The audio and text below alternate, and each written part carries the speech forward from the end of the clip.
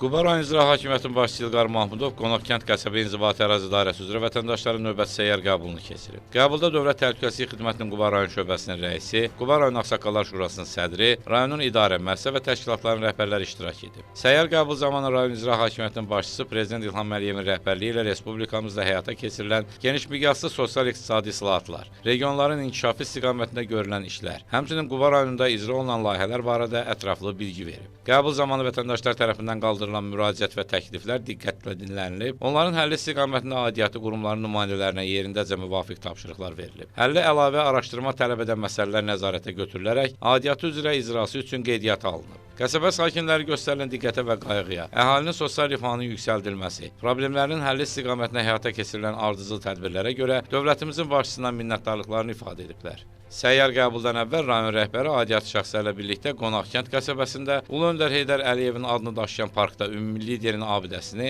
və qəsəbənin mərkəzində yerləşən şəhidlər abidə xatirə kompleksini ziyarət edib, abidələrin önə gül dəstələri düzərək dahi şəxsiyyətin və vətən uğrunda canlarına keçmiş şəhidlərimizin əziz xatirəsinə ehtiramlarını bildirib. Elçin Şuşalı, Qafqaz TV üçün.